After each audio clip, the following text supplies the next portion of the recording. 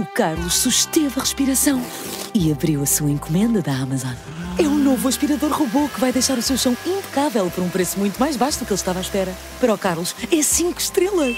Desde aspiradores robô a eletrodomésticos para a cozinha e muito mais. Encontre os produtos com as melhores opiniões a preços que vai adorar hoje mesmo na Amazon.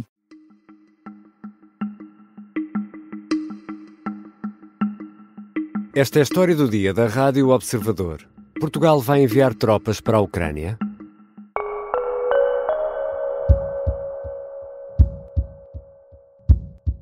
Portugal não vai estar fora desse esforço para, precisamente, no âmbito dessas garantias, podermos ter uma política de dissuasão e de manutenção de segurança. Em Paris, esta quinta-feira, o Primeiro-Ministro admitia que Portugal poderá participar nos esforços de paz, ou seja, tal como hoje acontece, tropas portuguesas podem vir a integrar missões internacionais. Cerca de 30 chefes de Estado e de Governo estiveram reunidos na capital francesa para discutir formas de garantir segurança à Ucrânia e à Europa num cenário de cessar-fogo e, desejavelmente, de pós-guerra na Ucrânia. Os Estados Unidos não participaram. Estiveram países europeus, a NATO, o Canadá, a Turquia, entre outros participantes. A ideia, para já, é projetar uma força multinacional no terreno. É uma hipótese cada vez mais sólida. A Rússia não gostou e ameaça dizendo que esse tipo de ação pode ser lido como um envolvimento direto da França e do Reino Unido na guerra. É sobre a cimeira, batizada de Coligação de Vontades, organizada pelo presidente francês Emmanuel Macron, que vou conversar com o Major-General João Vieira Borges, coordenador do Observatório de Segurança e Defesa da SEDES.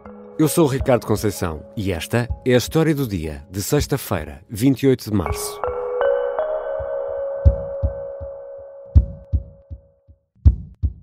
Muito bem-vindo, Sr. General Vieira Borges. França e Reino Unido querem enviar uma missão militar para a Ucrânia, no fundo uma primeira missão para avaliar necessidades. Que tipo de missão seria esta?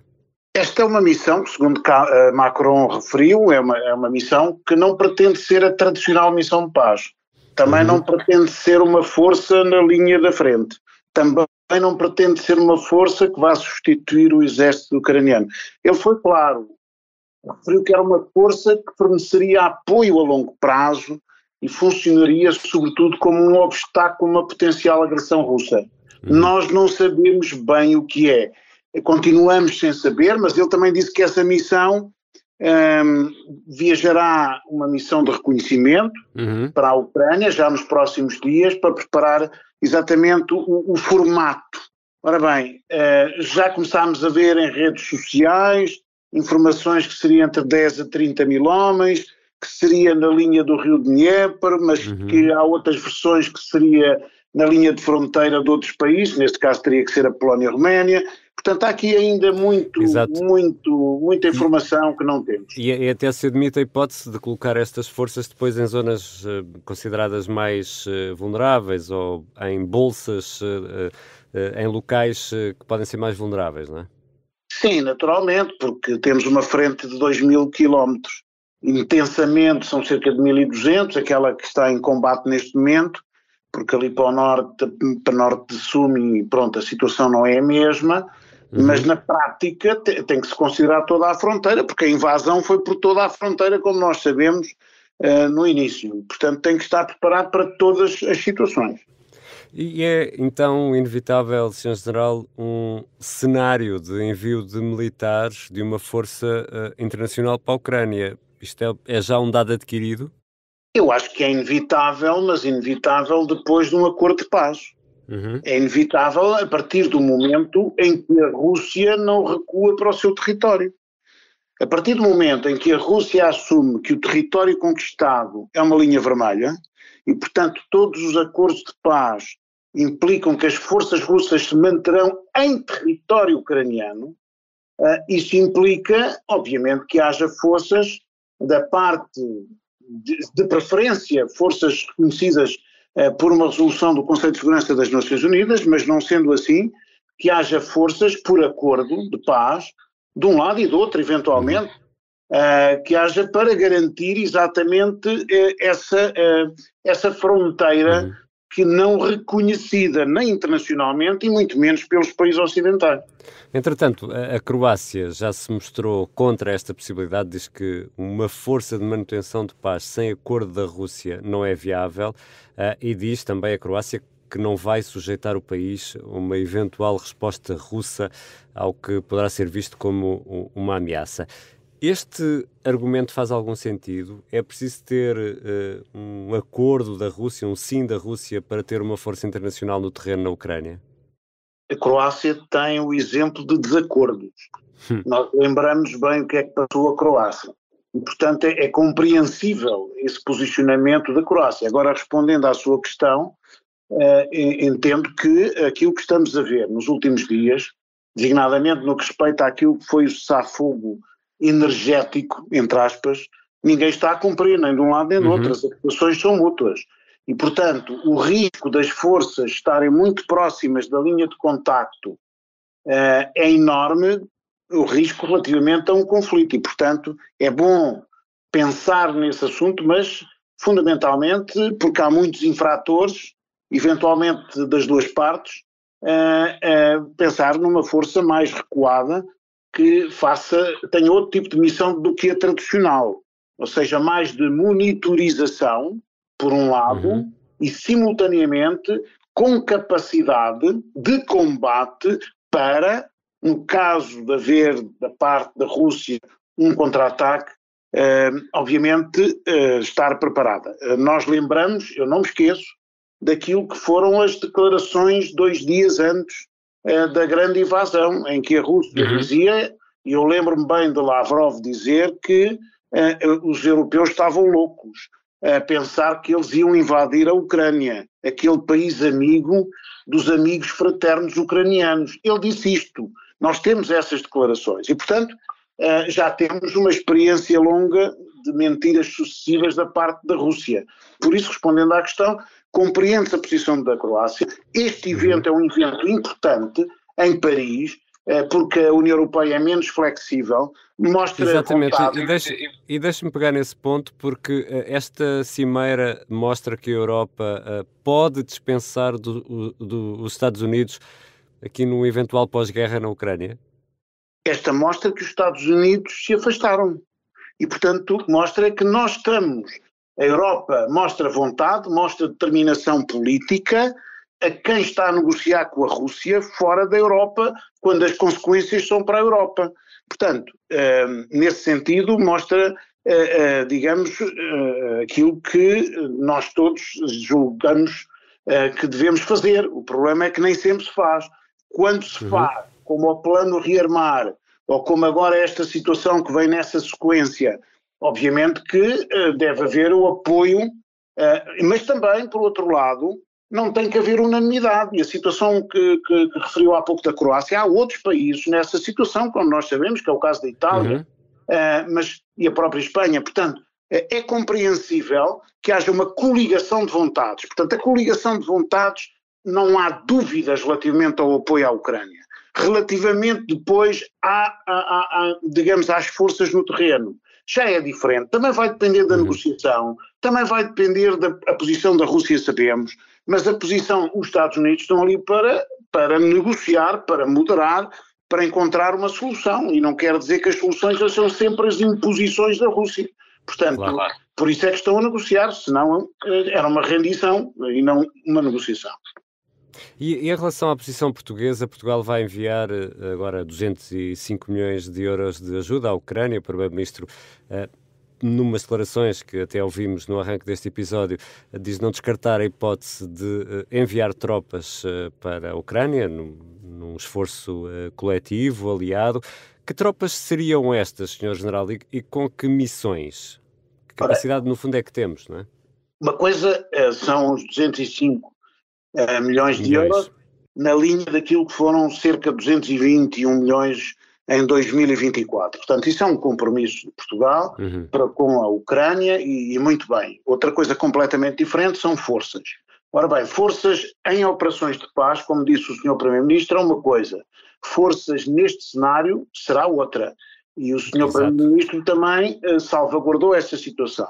O que ele disse, e bem, na minha perspectiva, se me permite, é que Portugal está disponível para apoiar num determinado cenário, em função de compromissos assumidos, mas também em função de uma experiência em operações de paz, referiu isso, em operações de paz, uma grande experiência e o reconhecimento da capacidade de Portugal participar sem caveatos. É típico de Portugal, sem condicionantes que outros países normalmente impõem para missões de paz. Só que esta vai ser uma missão diferente. Tem que se acompanhar, há uma disponibilização política, já percebemos, de acordo com o Sr. Primeiro-Ministro, há uma disponibilização política assente, como eu disse agora, fundamentalmente naquilo que é todo um passado prestigiante para Portugal, mas depois a participação será equacionada em conjunto. Que tipo de forças, quando me questionou, vai depender do acordo entre... Ou seja, vai depender das necessidades e da nossa capacidade. Exatamente, pode ser em áreas em que nós tenhamos mais competências e mais capacidades do que propriamente... E quais são essas áreas? As áreas que nós temos tido, e basta ver o que temos na Roménia. Nós temos unidades de modulares, não são só unidades de infantaria, nós temos unidades modulares que têm inclusivamente caso de unidades de antiaérea, em que estamos muito condicionados, por exemplo, mas obviamente temos unidade, nós não podemos falar só de forças terrestres, haverá certamente também, e nós estamos habituados a estar naquele teatro de operações, designadamente naquelas áreas da Lituânia, da Letónia, dos países bálticos, no fundo, com a força aérea, como sabe, não só com as aeronaves, mas depois também com TACPs, Tactical Control Post e outros instrumentos. Temos capacidades nessas áreas. A parte marítima também temos feito vigilância naqueles espaços. Portanto, isto vai depender daquilo que forem as solicitações a Portugal, e Portugal vai responder em função das capacidades disponíveis, até porque também está limitada em função de outras missões que tem neste momento e que nem todos os portugueses conhecem, designadamente a República Centro-Africana, não é só na Roménia. Nós estamos com muitas forças, tendo em conta a nossa dimensão, e portanto tem que haver opções políticas nessa altura. Vamos imaginar um cenário, e já demonstrou que Putin não é um líder confiável, nós nunca sabemos o que é que a Rússia vai fazer amanhã. Também não sabemos bem como é que os Estados Unidos vão reagir. Se Putin não parar na Ucrânia, se tivermos esta força internacional, é possível admitir um cenário em Portugal de recrutamento para a necessidade de enviar mais homens para o terreno, ou isso é uma realidade que está muito, muito, muito distante, ou pelo menos essa possibilidade será muito remota? Não está muito distante e não tem a ver diretamente com a situação conjuntural que me referiu. Tem a ver com a situação estrutural que estamos a viver neste momento no mundo, nesta nova ordem das grandes potências. Agora já podemos dizer isto assim, que foi a expressão que usou Darwin na entrevista à CNN, muito interessante. E portanto, isso é algo que todos os países com este plano rearmar, todos os países europeus, obviamente, estão, digamos, a preparar as suas forças militares no sentido de terem mais capacidades e competências. Isso implica não só armamento, isso implica pessoas. Isso implica que, obviamente, cada um dos países vai usar os seus mecanismos com a alteração da lei de serviço militar, uns para serviço misto, outros para conscrição, aquilo que os nossos ouvintes normalmente conhecem como serviço militar obrigatório, em moldes diferentes do que era aquilo que foi em Portugal. É muito diferente e, portanto, há mecanismos legais em Portugal neste momento, na lei de serviço militar, para convocar os tais 3, 4, 5 mil, aqueles que forem necessários para preparar os compromissos que forem adequados. Caso ultrapasse determinados números e caso seja entendimento político, pode-se ultrapassar isso para alterações de lei de serviço militar, eventualmente para um serviço misto. Portanto, há aqui vários estágios, digamos, evolutivos, a não ser que haja uma guerra declarada na Europa que transcenda a própria Ucrânia. São situações diferentes. Nessa altura, todo o processo de mobilização funciona de maneira diferente.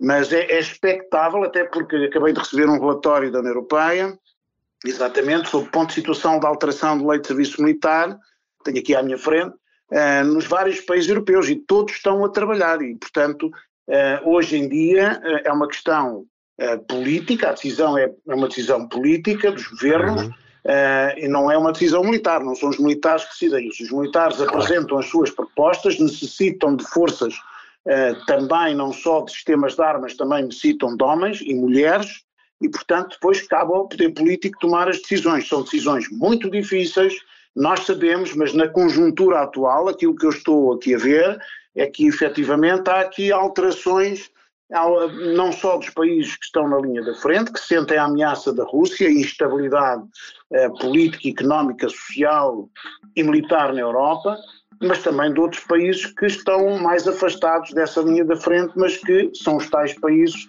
que defendem determinados valores e princípios, que defendem a democracia, a liberdade, e que estão nesta coligação de vontades. Muito obrigado, Sr. General Vieira Borges. Muito obrigado eu. O Major-General Vieira Borges é coordenador do Observatório de Segurança e Defesa da SEDES. Deixo ainda algumas notas que merecem atenção nesta sexta-feira. O vice-presidente dos Estados Unidos vai estar na Groenlândia.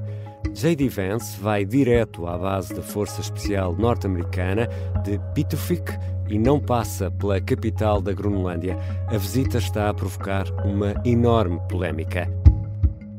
E da Noruega poderá descolar pela primeira vez de solo europeu um foguetão orbital, o Spectrum, da alemã Isar Aerospace. Não leva carga comercial, vai ser um voo para recolher dados. Em Lisboa, discutem-se árvores e a defesa dos jacarandás de Entre Campos, um tema que tem provocado também grande polémica.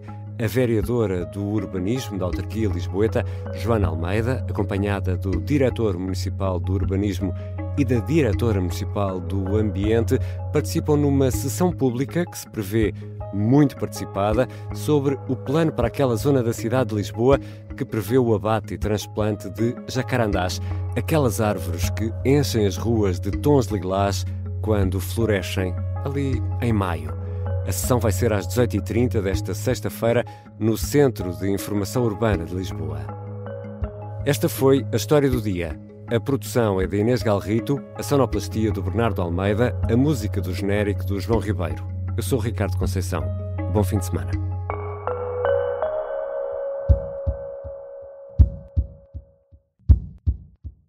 O Carlos susteve a respiração e abriu a sua encomenda da Amazon. É um novo aspirador robô que vai deixar o seu chão impecável por um preço muito mais baixo do que ele estava à espera. Para o Carlos, é 5 estrelas. Desde aspiradores robô a eletrodomésticos para a cozinha e muito mais. Encontre os produtos com as melhores opiniões a preços que vai adorar hoje mesmo na Amazon.